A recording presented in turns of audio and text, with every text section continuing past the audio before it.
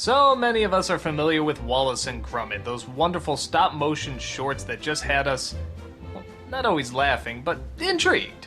They were more likable than they were funny, though granted there were definitely some very good jokes in them. And we always enjoyed the creativity and imagination that went into making them. Well, now they have their first feature-length film, Wallace and Gromit, The Curse of the Were-Rabbit. In some respects, it's the most imaginative and tries the most jokes out. In other respects, you kinda get the feeling maybe it was trying a little too hard to please audiences. Which is not to say it's bad, it's just part of the charm of Wallace and Gromit was that it was just sort of doing its own thing. It could be quiet, it could be awkward, it could be weird. And this one, probably because it had more of a budget, definitely seemed more like a crowd pleaser. But in some respects, it sort of succeeded. For those who don't know, Wallace and Gromit is a story about an inventor and his dog. The inventor, Wallace, constantly has harebrained schemes that his dog, Gromit, always has to rescue him from. And in this film, they're rabbit exterminators. Well, sort of. They don't really exterminate the rabbits, they just sort of take them off the property and, well, usually give them a home at their place. But one of Wallace's inventions goes awry, what a shock, when it accidentally creates a were-rabbit. A giant creature that goes through all the people's farms and destroys their crops. Wallace and Gromit are on the case, but Gromit finds out there might be a more interesting twist to this than they think. And no, I won't give away any more than that.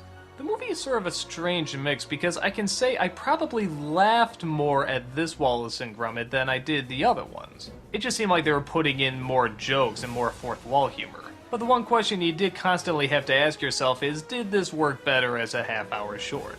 And personally, yeah, I think it sort of did. Something about squeezing it into that short amount of time, strangely enough, made it seem more large and epic. The villains I remember being especially threatening from those shorts. And this one is just sort of a pompous Ray Fiennes who's just sort of like the typical show-off jerk who doesn't get the joke. Yeah, there's not much to him. Maybe because the shorts were kind of on a smaller scale, you were more impressed when they did something legitimately large with them.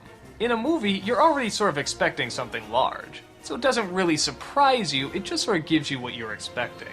But if what you're expecting isn't bad, like me, then this movie isn't really bad either. It's still Wallace and Gromit, it's still the same characters, it's still the same circumstances they usually get in. I just think it might have worked better if it was in a half-hour short. But for what it is, it's a fun little movie. I can't really say if the solution is make it smaller or make it bigger, but I still liked it.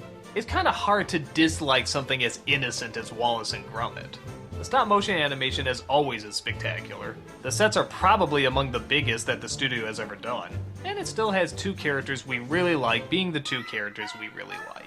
I can't say it's the strongest out of what Wallace and Gromit have done, but I still think it's pretty likable. If you're a Wallace and Gromit fan, check it out. If you've never seen them before, I definitely say start with the shorts first.